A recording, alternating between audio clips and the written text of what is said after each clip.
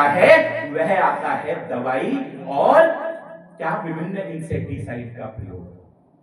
लेकिन अगर हम दवाई की बात करें तो अगर मान लीजिए बीमारी नहीं आई और हमने दवाई नहीं डाली तो क्या होगा?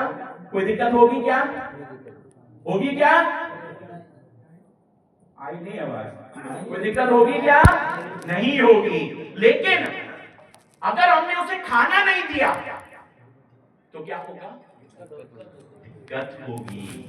तो इसलिए पोषण और बीज प्रबंधन, बीज के साथ में पोषण प्रबंधन ये बहुत महत्वपूर्ण है, क्योंकि अगर ये प्रबंधन नहीं होगा तो हमारे किसी भी फसल का जो उत्पादन है, जैसा बिहार को हम बोले हमारे देश में 14% जो कंट्रीब्यूशन है वो केवल बिहार की मक्का का है। आज मैं बताऊंगा आपको मक्के से बनने वाला स्टार्च। आप देखिए मक्के का जो प्रारूप चेंज हुआ है। आज आप देखिए मक्के का प्राइस अच्छा है। क्या रेट चल रहा होगा? 2600-2700। क्यों हुआ ये पता है आपको? इसका मेन कारण क्या है कि मक्के का प्राइस बहुत अच्छा मिल रहा है? जानते हैं आप लोग? बोलिए बोलिए।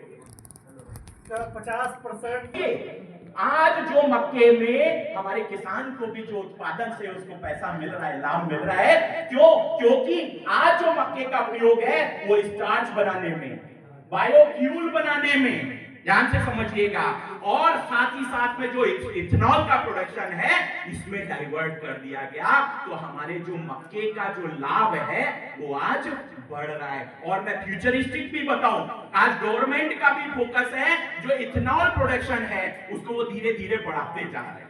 क्यों? क्योंकि जो पेट्रोलियम पदार्थ है और हमारे किसान को आज स्टार्च है। आप देखिए हम सभी लोग गांव में देहात में कुछ ना कुछ बाहर आप जब खाते हैं, मैं आपको बता दूं जितना भी फास्ट फूड है 90% चीजों में स्टार्च पड़ा होता है।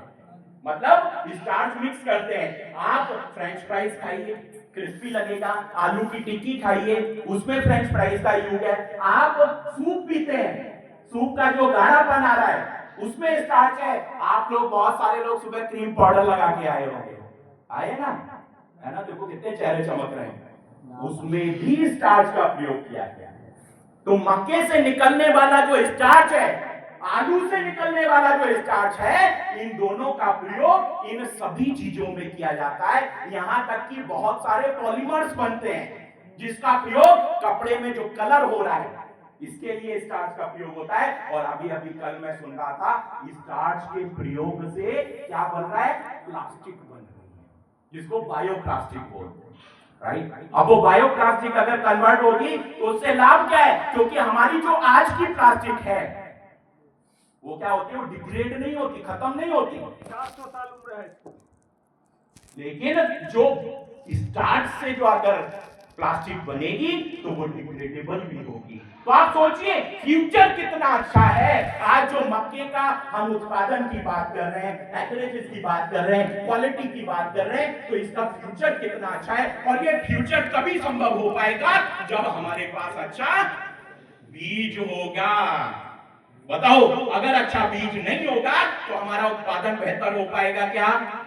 और अगर उत्पादन बेहतर नहीं होगा तो इसका लाभ, जितने भी लाभ की हमने बात करी, ये हमें मिल पाएंगे क्या? नहीं मिल पाएंगे। इसलिए अच्छे बीज का चुनाव करना बहुत महत्वपूर्ण है। और जो हम पोषण की बात कर रहे हैं, आज आप देखिए, अब यहाँ पे हम एक बात महत्वपूर्ण करेंगे कि बीज तो हमने सेलेक्ट कर लिया था,